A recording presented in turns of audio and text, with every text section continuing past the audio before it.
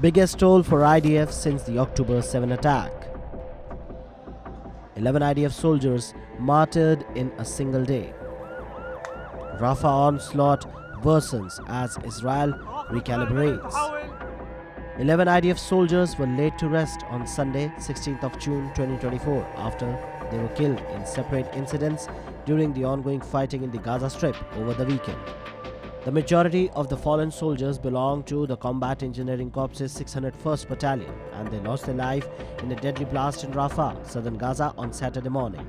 This marked the deadliest incident for the IDF in the Strip since January.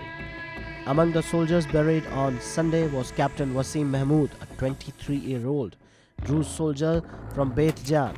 Despite the Eid ul-Adha celebrations, the village delayed celebrations just to pay respect to the fallen captain. Mahmoud had been injured during the initial Hamas massacre on October 7 but returned to the battlefield without informing his family, determined to protect the southern border and prevent further tragedies. Sergeant Eliu Moshe Zimbalist, another 21-year-old American immigrant who also grew up in Israel, was also laid to rest at the cemetery in Jerusalem.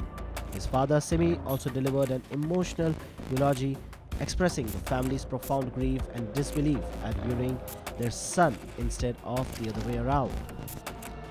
The funerals of the other soldiers such as Stanislav Kostarev, Itai Amar, Oz Zashaya Gruber and others were held in their respective hometown, with their loved ones and community members gathering to mourn their loss and honor the sacrifices. In addition to the engineering corps' casualties, the IDF also mourned the loss of Captain Eitan Kloplovich and Warrant Officer Elon Weiss, both from the 8th Reserved Armed Brigade's 129th Battalion, who were killed by an explosive device detonated against their rank in northern Gaza. The somber day marked a significant loss for the IDF, with a total number of Israeli troops killed in ground offensive against Hamas and operation along the Gaza border reaching 311. In addition to the police officer and the Civil Defense Ministry contractor.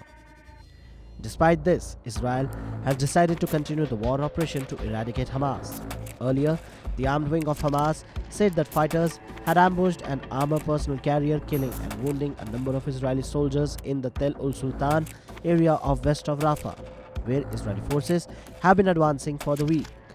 In response, the Israeli tanks advanced over Tel al-Sultan and shells landed in the coastal area where thousands of Palestinians and many of the displaced were living. Despite the international growing pressure for a ceasefire and agreement to halt the fight still appears distant. More than 8 months have passed of the Gaza war, and still there is no end in sight of this tragic war.